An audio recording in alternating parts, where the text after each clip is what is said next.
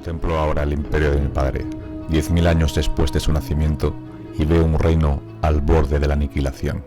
No hemos conquistado, solo resistido. No hemos prosperado, apenas hemos sobrevivido. Hemos dejado que arda la galaxia, pero no todo está perdido. La salvación se acerca en la promesa de antiguos conocimientos procedentes de la era dorada del imperio. Hemos combinado la visión del emperador con la arcana sagacidad del Adeptus Mechanicus. Hemos moldeado nuevas maravillas con la arcilla de la carne humana y hemos engendrado nuevos guerreros para esta, la más oscura de las eras. Forjados genéticamente más allá de las capacidades de sus hermanos, armados y equipados con armas dignas de su estatus como los auténticos herederos del legado de los primarcas. Para los marines espaciales desangrados y asediados en el Imperio Oscuro, traemos refuerzos. Para los capítulos perdidos en valiente cumplimiento de su deber o empujados a su destrucción, ofrecemos renacimiento. Para los enemigos del Imperio de mi padre, traemos muerte. Con estas palabras yo, Roboute Guilliman, Lord Comandante del Imperio, hijo del Emperador de la Humanidad, declaro la Cruzada Indomitus. Traidores, mutantes, demonios, estad atentos a la llegada de mis ejércitos y a la ruina que prometemos a su miserable calaña. Esta galaxia es nuestra.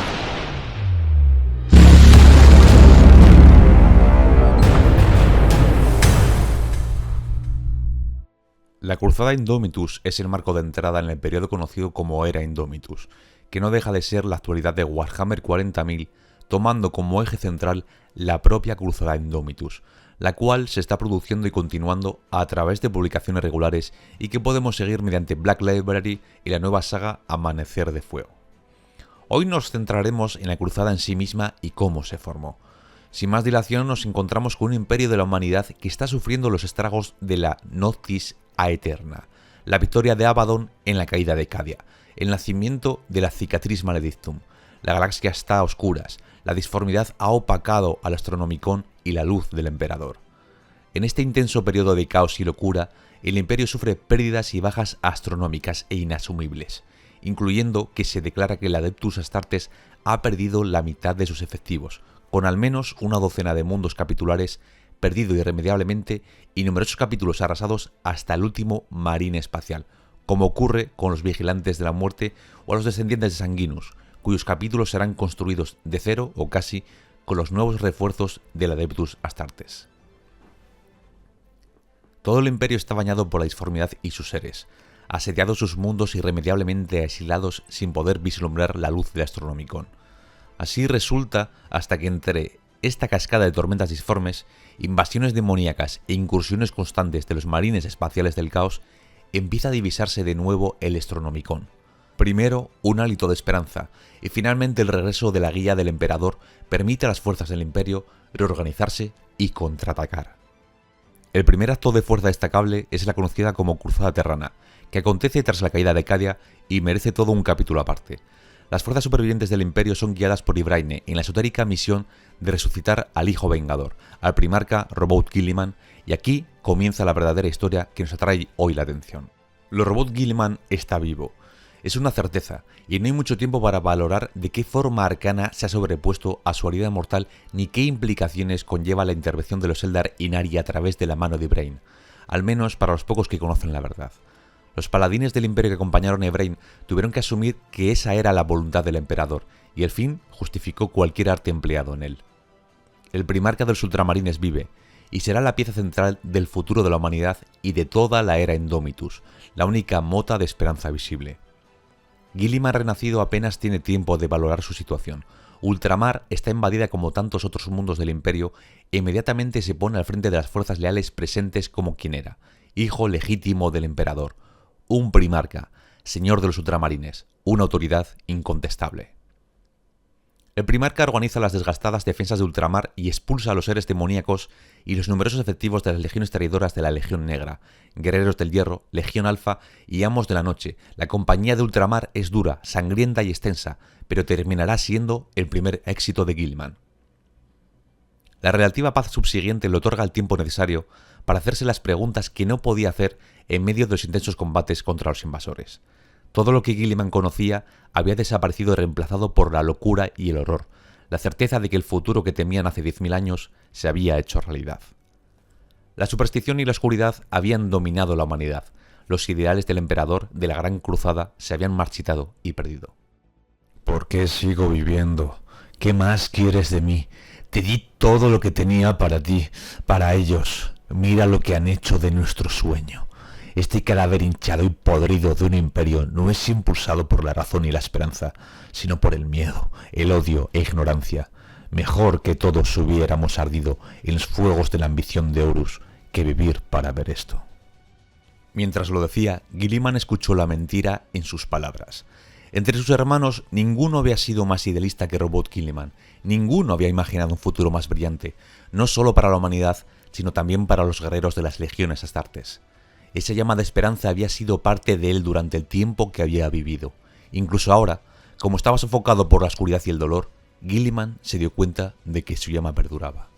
Guilliman convocó a todos sus aliados disponibles y recaudó informaciones e impresiones conversando con todos ellos, incluyendo los Inari de Braine, y la camarilla que se había reunido con la magna tarea de traerle de vuelta a la vida.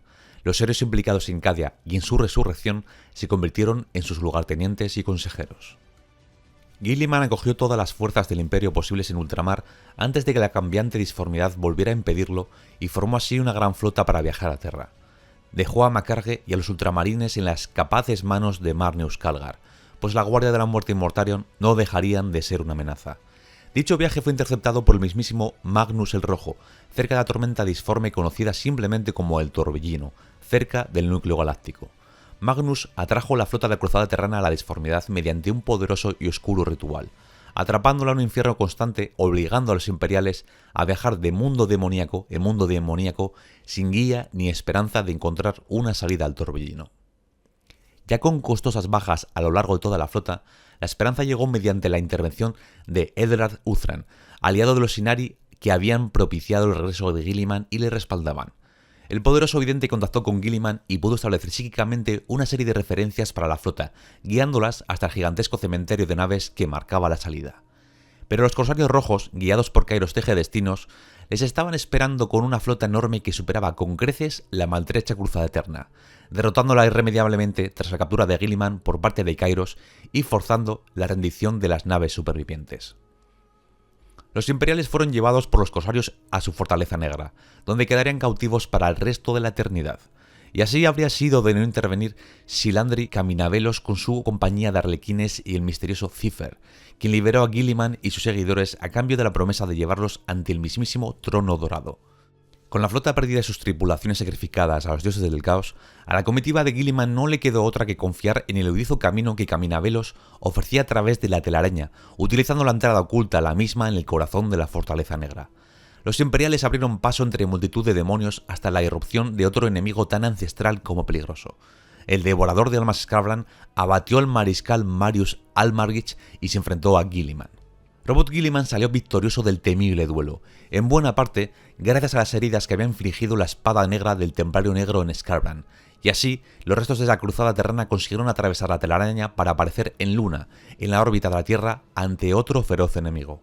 Magnus el Rojo le estaba esperando con su legión, los 1000 hijos, en la propia telaraña, esperando que las fuerzas imperiales les descubrieran la salida secreta a la Luna. Y así fue, pero con un gran esfuerzo y pérdidas a la intervención de las Hermanas del Silencio y los puños imperiales ayudaron a rechazar a los 1000 hijos y al primarca demonio de Luna.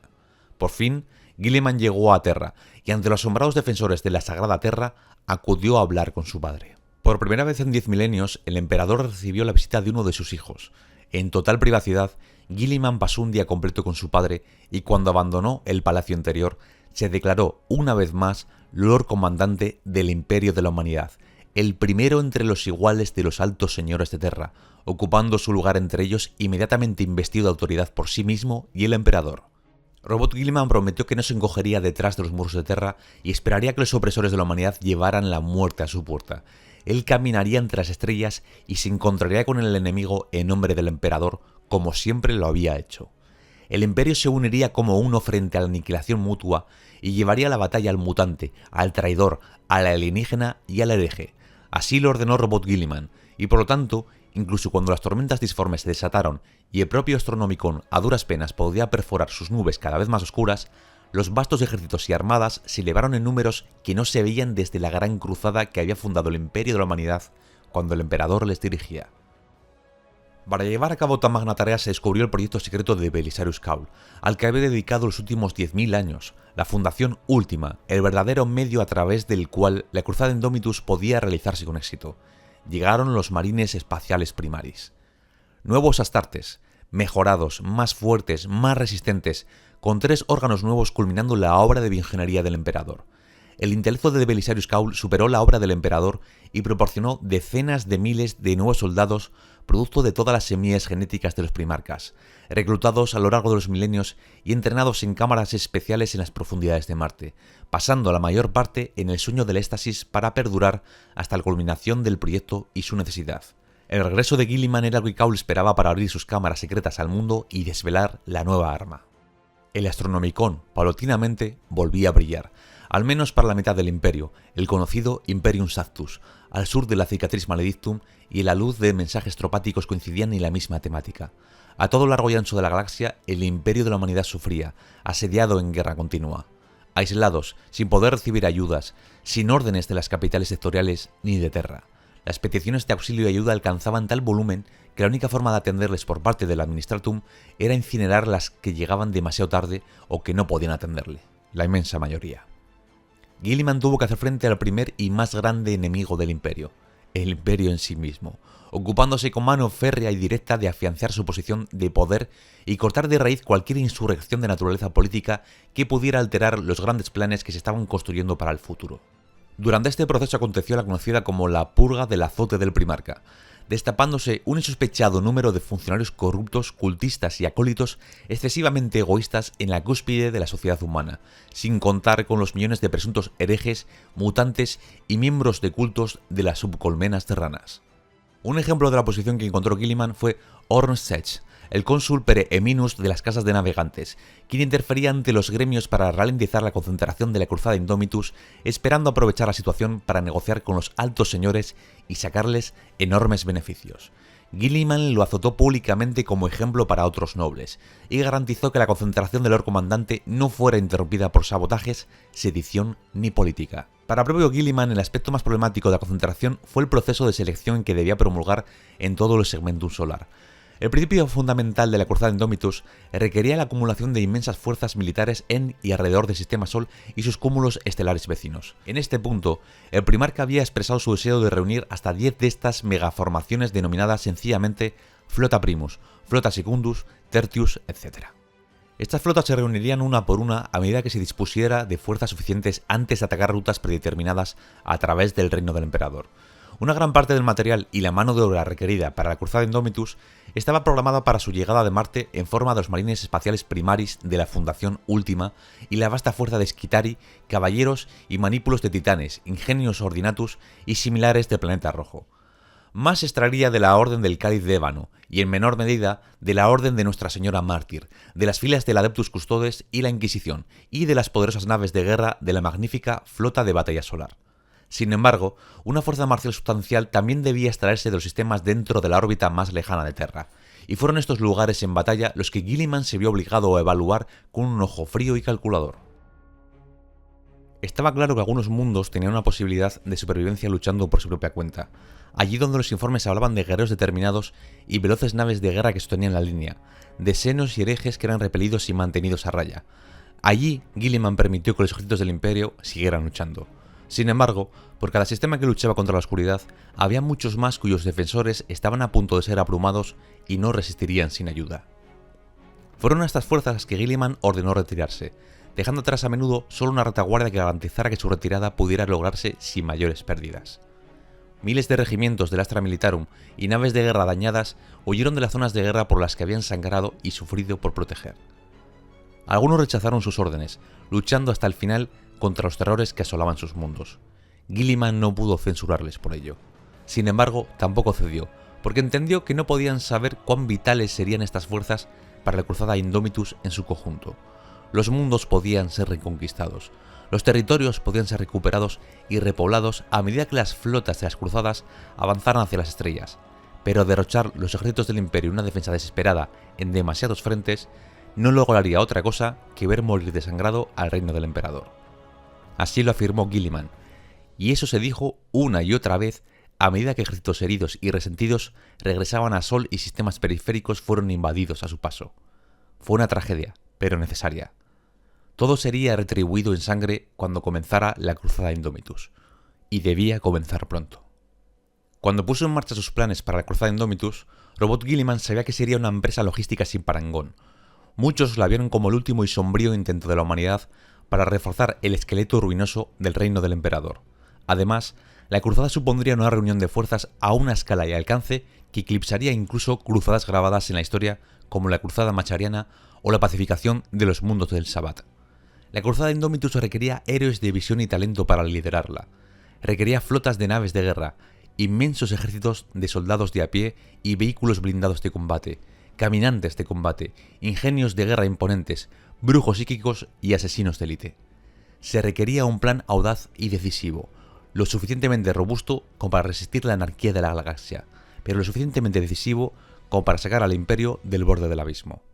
Pero sin coordinación, sin apoyo logístico, sin cajas de municiones, paquetes de medicamentos, raciones y combustible en cantidades casi inimaginables y redes de información fiables que mantuvieran a los grupos de bate de movimiento, todo se malograría y fallaría. De poco valor serían para el imperio que las flotas de la cruzada Indomitus se extendieran como un fuego salvaje, purgando herejes y demonios, pero dejando a su paso nada más que ruinas ennegrecidas. Con la gran fisura derramando sus energías impías a través del vacío y el velo más delgado que nunca, incluso los pasos seguros tradicionales del Imperium Sanctus no podían considerarse seguros o detrás de las líneas. A no muy tardar, los enemigos de la humanidad resurgirían para amenazar a los mundos en la estela de las flotas. Si no se tomaban medidas para garantizar la seguridad de cada sistema, las líneas de suministro imperiales quedarían cortadas y la cruzada Indomitus se disolvería con consecuencias catastróficas. La marea de la disformidad se enfureció, lo que hizo que incluso los saltos cortos fueran peligrosos. La red astropática que había servido al imperio durante milenios se había fundido con sistema nervioso sobrecargado, y aquellos relés todavía funcionales estaban sobrecargados hasta el punto del colapso. Los canales de comunicación a los sistemas más allá de la gran fisura tuvieron que ser cortados por la fuerza para detener la marea de pesadillas que fluían hacia las mentes de los astrópatas. La burocracia ciclopea del Adeptus Terra se deshilachaba por sus costuras, ahogada en su propio papeleo contradictorio y dividida por herejías escriturales y guerras de pluma causadas por torrentes contradictorios de información sobrevenida. Estos fueron solo un puñado de factores que llevaron a Guilliman a establecer su oficio logisticarum. Diseñó una rama completamente nueva y agresiva del Adeptus Terra con el mandato de ignorar todas las obstrucciones administrativas y garantizar que las flotas de la cruzada Indomitus fuesen reunidas, suministradas, dirigidas y registradas a toda costa. Con el fin de darle un marco jurídico, el primarca emitió el decreto Borachae. El oficio logisticarum no solo estaría facultado para solicitar apoyo militar y protección hasta incluyendo la asignación de regimientos procedentes de diezmos, sino que también se les proporcionaría fortalezas eje para suministrar, apoyar y archivar las acciones de los grupos de batalla de la cruzada Indomitus a medida que avanzaban. Las primeras fortalezas eje se establecieron en los sistemas donde se reunieron las primeras flotas de la cruzada Indomitus. En el sistema Sol, la luna contaminada de Ganímedes fue reclamada durante una operación de purga altamente clasificada e encabezada por los Caballeros Grises. Incluso mientras tenían lugar las últimas operaciones de purga, enormes ingenios de perforación se pusieron a trabajar, expandiéndose sobre los antiguos complejos de laboratorios del Adeptus Mechanicus, abandonados tiempo A bajo la superficie. Las plataformas de defensa orbitales y los muelles fueron colocados en posición a medida que fortificaciones indomables se elevaron sobre la superficie de Ganímedes y hangares de almacenamiento de kilómetros de largo fueron excavados en su lecho de roca. Cerca del núcleo de la Luna, los sacerdotes del dios máquina instalaron inmensos cogitadores e ingenios archivadores de datos, mientras que el Adeptus Astra Telepática santificó fortalezas gemelas en sus polos. Miles de adeptos de oficio logisticarum inundaron los complejos de túneles y cámaras recién excavadas en la Luna. Los regimientos Astra Militarum, algunos recién retirados de frentes de guerra en otras partes del Imperium Sanctus, ocuparon sus reductos, búnkeres y torretas de defensa. Las naves de guerra atravesaron amenazadoramente el vacío más allá de su envoltura orbital. Mientras tanto, las primeras oleadas de naves de suministros y petroleros se asentaron en sus muelles y las comunicaciones astropáticas inundaron sus canales vírgenes. Ganímedes había sido totalmente transformada, renombrada como Fortaleza Eje Aquila Adamant, seguida rápidamente por Aquila Bellicos en el sistema Jena y Aquila Furians en el sistema Hastos. Adamant y sus hermanas formarían los primeros eslabones de las cadenas de suministro y comunicación que formarían la sombra de los grupos de batalla de la Indomitus a medida que avanzasen. Para todos los señores de grupos de batalla existía una orden permanente de asegurarse de que salían de las fortalezas eje designadas, distribuidas por los sistemas y subsectores que reconquistaran.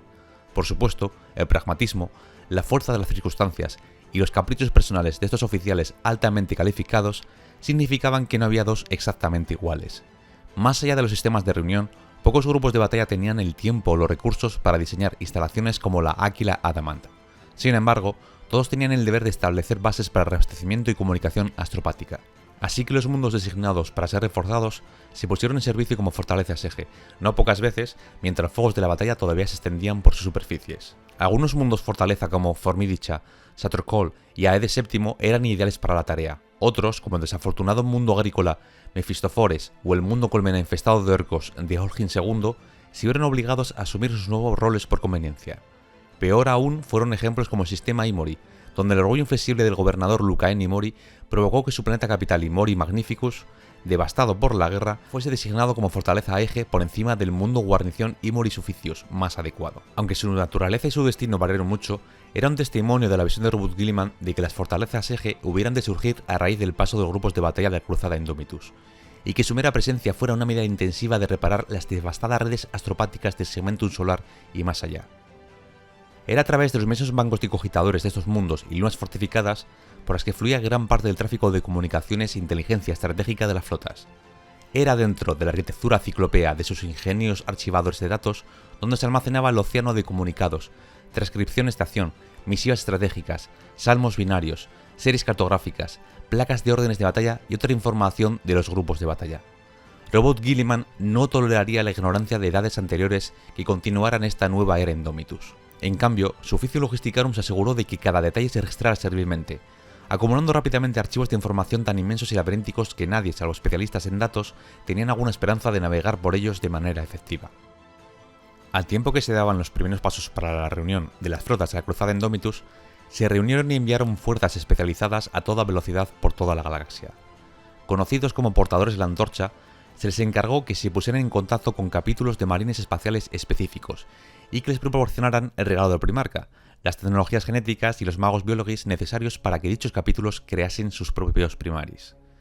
Las fuerzas operativas de los portadores de la antorcha comprendían por lo general naves pequeñas, rápidas y fuertemente armadas, guarnecidas con una mezcla de hermanas de silencio, custodios de los emisarios imperatus y escudos grises primaris del capítulo en cuestión como refuerzos.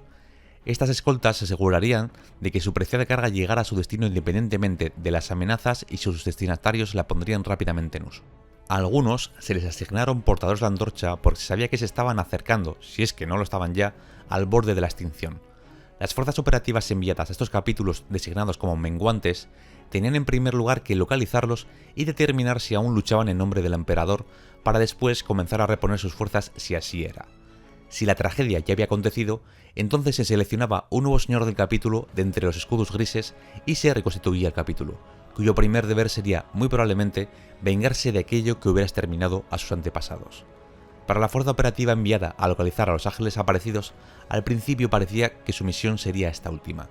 Su mundo natal, Libethra, había sido abierto en canal por los necrones de la dinastía Mainarch para envolverles en lava y no se encontraron rastros de hermanos de batalla que hubieran evitado la tragedia. Sin embargo, antes de que las fuerzas portadoras de la antorcha que se habían asentado sobre el cadáver de Libethra declararan extinto el capítulo, sus redes Auspex y Vox captaron leves signos de una feroz batalla que se desarrollaba en las profundidades del planeta. Aunque en otros registros se cuentan historias sobre la posterior batalla por la liberación de Libethra contra la amenaza necrona, de la alianza entre los portadores de la antorcha y los últimos remanentes de los ángeles aparecidos y de su renacimiento en medio del crisol de guerra, basta decir que el regalo del primarca marcó el comienzo de una nueva era para los ángeles de Libethra.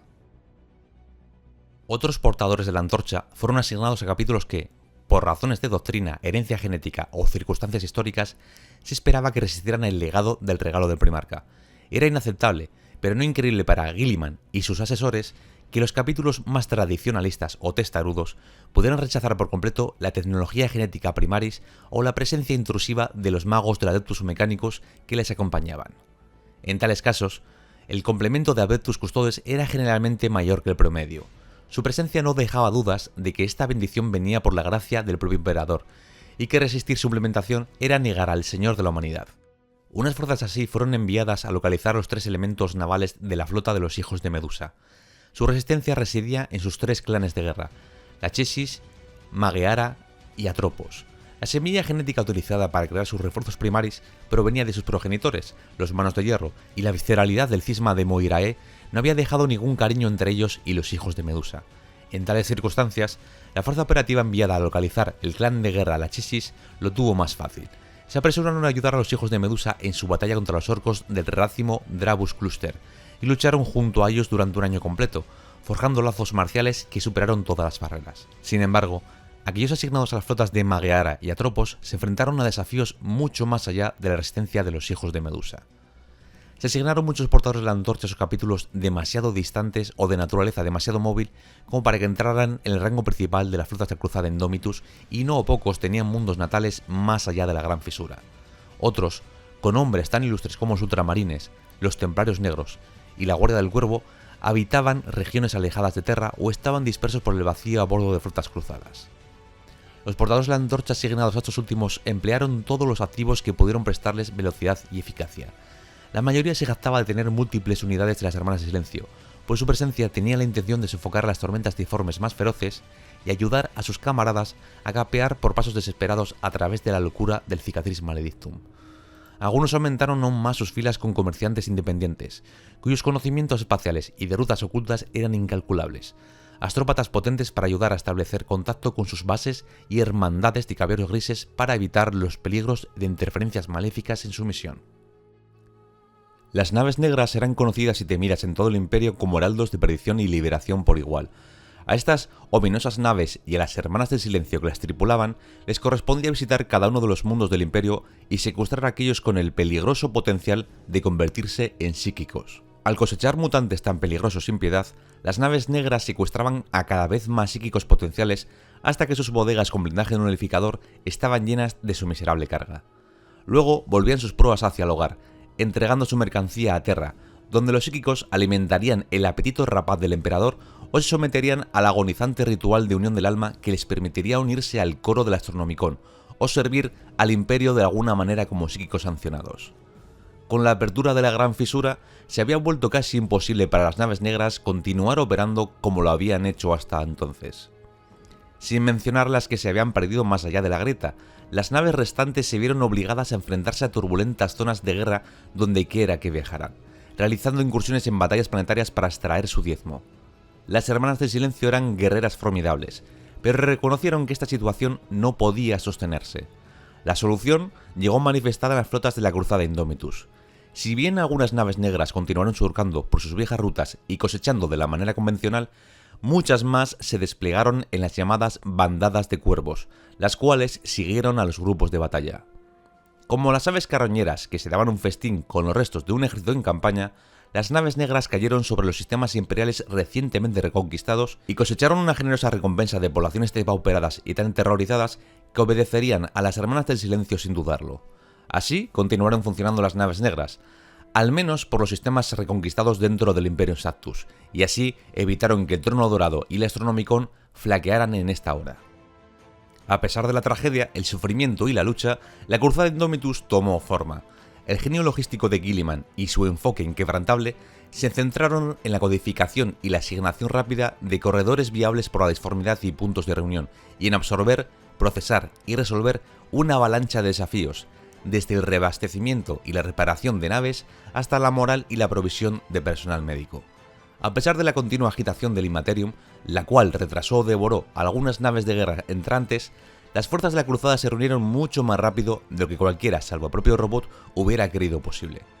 Puntos Mandeville alrededor del perímetro del sistema Sol, el sistema Jena y varios otros destellaron con una luz sobrenatural una y otra vez cuando las flotillas de naves se abrieron paso desde el espacio disforme para unirse al grupo. De hecho, tan grande fue la perturbación empírica por las constantes traslaciones que el Ordo Malleus planteó urgentes preocupaciones sobre la desestabilización empírica y posibles brechas disformes a bordo de las estaciones de vigilancia que protegían la frontera del espacio profundo del sistema Sol.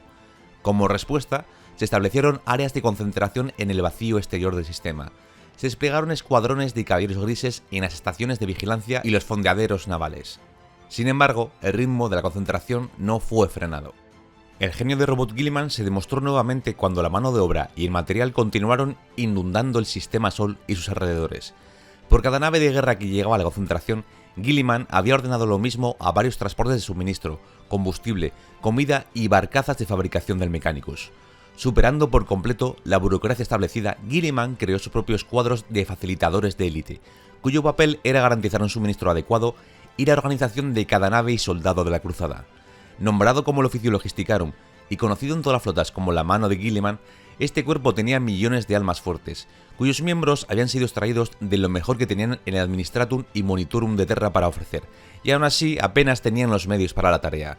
Quizás el Logisticarum hubiera fallado de no haber sido por las pautas férreas que Guilliman había establecido para la disposición de las flotas de las cruzadas. La cruzada Indomitus no sería una gran flota arrasando las estrellas como un brutal ariete. Más bien, la visión de Primarca requería una reunión inicial de 10 flotas. Estas se conocerían como Flota Primus, Flota Secundus, Flota Tertius y así sucesivamente, y cada una de ellas sería gobernado por un oficial con el rango supremo de señor de la flota. Cada flota era una fuerza mixta única, que comprendía elementos de las diversas facciones militares imperiales en un equilibrio dictado por Guilliman con la intención de operar y afrontar fines estratégicos de forma exclusiva. Las flotas variaban enormemente en tamaño y composición. Aún así, incluso los más pequeños contaban con cientos de naves de guerra y el doble de naves de suministros logísticos, todos reunidos para facilitar el despliegue de innumerables miles de millones de combatientes, hombres y mujeres. Guilliman sabía que esperar que flotas de tal tamaño operaran como fuerzas singulares y coherentes era poco práctico y un derroche. ¿Qué sentido tenía tratar de mantener juntas tan vastas aglomeraciones de potencia de fuego a través de los caprichos del espacio disforme solo para golpear cada nuevo sistema con una absurda superioridad? Incluso si las fuerzas imperiales reunidas no se interpusieran entre sí, aplastarían sin dudar a un solo enemigo por completo en cada caso, dejando que miles de otras amenazas quedaran sin respuesta. En lugar de arriesgarse a un suicidio operacional y estratégico, Guilliman desglosó cada flota en varios grupos de batalla, que se codificarían con alfanuméricos del alto gótico como Grupo de Batalla Alphus, Grupo de Batalla Betaris, Grupo de Batalla Cerastus, etc. Cada grupo de batalla sería una formación totalmente autosuficiente con sus propias naves de mando y un señor de grupo designado para dirigir su curso y acciones. Los jefes de grupo de cada flota solo responderían a su jefe de flota, y por supuesto a Robot Guilliman y los altos señores de Terra. Los grupos de batalla seguirían su propio curso dentro de los movimientos de su flota, designando sus propias zonas de guerra y luchando sus propias campañas. Sus grandes momentos estratégicos serían dictados por su jefe de flota, y podrían solicitar o suministrar refuerzos desde y hacia los otros grupos de batalla dentro de su flota. En la mayoría de los demás aspectos, cada grupo de batalla funcionaría como una fuerza autónoma, y la mayoría poseería el poder marcial suficiente como para conquistar grupos de estrellas enteros, aniquilar imperios senos y ejecutar campañas a través de múltiples sistemas estelares a la vez. Por lo tanto, una flota de la cruzada Indomitus penetrando en un sector del espacio imperial no se parecería a la penetración de una lanza enorme, sino a las múltiples hojas de una legión de espadachines, apuntando su filo al manto de sombras que cubría el reino del emperador. Un tercer nivel de organización aún más granular fue incorporado a cada grupo de batalla, las fuerzas operativas.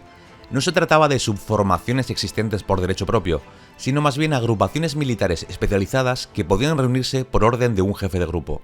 Las fuerzas operativas se formarían para la consecución de una sola tarea, después de lo cual sus elementos constituyentes volverían a su grupo de batalla y se fragmentarían nuevamente. Su objetivo era lograr la conquista de mundos o plataformas de defensa específicas, el envío de mensajes vitales a través de la inmensidad del espacio, la destrucción de enemigos específicos y cualquier otra tarea importante que se tuviera que lograr para garantizar el éxito del grupo de batalla. Ninguna fuerza operativa ha de mantener la misma composición, ya que su objetivo es concentrar el equilibrio correcto de activos y imperiales en una sola fuerza para completar una sola tarea. Pero en la práctica, a medida que las flotas de la cruzada Indomitus avanzaban por el imperio, esto se convirtió en la norma. de tal forma que las fuerzas operativas especialmente exitosas permanecerían juntas en campañas largas, construyendo así lazos de lealtad entre sí que duraron vidas. Existía otro deber que Guilliman tenía en mente para con sus fuerzas operativas, y era crucial. Incluso mientras continuaba la gran concentración, hizo que los señores de flota seleccionaran fuerzas especiales de élite de entre las filas de sus guerreros asignados. Cada una de estas fuerzas operativas se unió a un complemento de hermanas de silencio, al menos un escuadrón de adeptus custodes y un cónclave de magos biologis que portaban botes sellados y protegidos y muchas máquinas extrañas de aspecto arcano. Las hermanas del silencio estaban allí para hacer retroceder las tormentas de disformidad que asolaban el espacio real y ayudar a las naves de sus fuerzas operativas a atravesar el imperio de manera rápida y comparativamente segura. Los adeptus custodes eran enviados del propio Guilliman, hablando con autoridad tanto del primarca como del emperador, para garantizar que las fuerzas operativas no se encontraran con resistencia de algún cuerpo imperial. Finalmente, los sacerdotes del Adeptus Mecánicos estaban allí para entregar su carga, la semilla genética y las tecnologías necesarias para que sus capítulos de marines espaciales asignados aceptaran el milagro primaris de Belisarius Cawl. A menudo acompañados por hermanos de batalla despiertos de la Fundación Última, destinados a unirse a las filas de los capítulos objetivo, estas fuerzas especiales se apresuraron en la oscuridad incluso mientras las flotas terminaban sus preparativos. Serían conocidos como portadores de la antorcha en un imperio asediado, y llevarían las bendiciones de los marines espaciales primares a los capítulos más remotos asediados, como cicatrices blancas, lobos espaciales y ultramarines, y en algunos casos raros a los capítulos más recalcitrantes o peligrosos, como los ángeles sangrientos y ángeles oscuros. A pesar de todos los esfuerzos de Guilliman y su oficio logisticarum, las primeras flotas de la cruzada Indomitus requirieron tiempo en soltar velas. Al final, fue la flota Tertius la primera en correr a la acción, ocurriendo varios días antes de tiempo debido al inicio de una cruzada de masacre de Khorne que fue detectada abriéndose paso a través del caliente espacio imperial hacia el sistema Sol. La señora de flota Cassandra Van Lescus buscó y adquirió el permiso expreso de Robot Guilliman para movilizarse de inmediato contra esta nueva amenaza. Prometió que los sirvientes de los dioses oscuros recibirían una demostración inmediata y espectacular de la venganza imperial que se avecinaba sobre ellos. Los detalles de la batalla del brazo Machorta están grabados en otra parte. Es suficiente decir que sirvieron como prueba de concepto de todo lo que Guilliman había pretendido que fueran sus flotas de cruzada. Los grupos de batalla Alphus, Betaris, Delphi, Aephaestus y Lambdax de la flota Tertius se lanzaron de cabeza contra una invasión hereje que abarcaba varios sistemas. A pesar de las diferencias y dificultades iniciales entre varios de los brazos más dispares de la máquina de guerra imperial, Lady Van Lescus lideró una aplastante victoria sobre los sirvientes de Khorne. Así fue que la flota Tertius se lanzó desde sus puertos hacia los anales de la gloria imperial. Siguiendo el gran plan estratégico de Guilliman, los grupos de batalla de la flota Tertius avanzaron hacia la oscuridad, con el objetivo de pasar por el Segmentum Pacificus y luego rodear los vastos territorios del Segmentum Tempestus. La flota Secundus partió después, encabezada por las unidades de hermanas de batalla del Cáliz d'Ébano y Nuestra Señora Mártir por igual, apuntando las proas de sus naves de guerra directamente hacia el ojo del terror. Sería deber de la flota Secundus navegar como un puño las fauces del Segmentum Oscurus, ordenando a sus grupos de batalla mantener una dispersión firme y un rumbo determinado, y no permitir que nada frenara el impulso de su contragolpe. Era una tarea peligrosa, ganándose rápidamente el apodo de la Senda de los Mártires, pero era el tipo de ofensiva audaz y agresiva que la humanidad tenía que lanzar para ganar tiempo, estabilizar el Imperium Sanctus y asegurarse de que no fuera desbordado por completo. Solo una vez que Robot Guilliman estuvo seguro de que los engranajes de concentración y partida hubieran ganado su propio imparable impulso, que el oficio logisticarum pudo operar sin su supervisión directa y que la resistencia localizada a sus planes fue completamente aplastada, cuando se permitió dirigir operaciones en persona. Y así sucedió que la flota Primus dejó el sistema Sol en tercer lugar, llevándose consigo el mayor complemento de guerreros de la Fundación Última, los llamados Escudos Grises, así como el propio Archimago Cawl a bordo de su poderosa macrobarcaza, la Zar Quaesitor. La flota Primus comprendía los grupos de batalla más individuales de cualquier flota de la cruzada Indomitus, y no partió en un solo momento, sino que se dividió en varias puntas de lanza que se fracturaron aún más cuando abandonaron Terra. Dondequiera que los grupos de batalla de la flota Primus se lanzaran a la lucha, estos se hicieron retroceder a las hordas de herejes y senos que amenazaban con consumir a la humanidad, volviendo a encender las balizas del Imperio y dejando rastros de escombros espaciales y montañas de enemigos muertos a su paso. Así continuó, con la reunión de nuevas flotas de acuerdo con las órdenes de Robot Guilliman antes de partir hacia la oscuridad del Imperio en guerra. La Cruzada Indomitus no era una fuerza para conquistar la galaxia como lo había sido la Gran Cruzada. Más bien era un esfuerzo desesperado y decidido que, si tenía éxito, podría garantizar la supervivencia del Imperio más allá de los días oscuros de la Gran Fisura. Así comenzó la Era Indomitus, y con ella el último y furioso intento de la humanidad por sobrevivir al odio de los dioses del caos. Se sabe que la Cruzada Indomitus logró cruzar a Gran Fisura y alcanzar Baal en el momento en que los tiránidos desplegados por la flota enjambre Leviathán se disponían a destruir el último perímetro defensivo levantado por los Ángeles Sangrientos y sus capítulos sucesores. Tras muchas batallas, Baal quedó libre de amenazas Xenos y se emprendió una gran reconstrucción tanto del planeta como del capítulo, pues los hijos de Sanguinus eran muy necesarios en otros lugares. Su fin llegó cuando Guilliman se vio obligado a acudir de vuelta a ultramar para enfrentarse a la corrupta Guardia de la Muerte y su primarca demonio, Mortarion.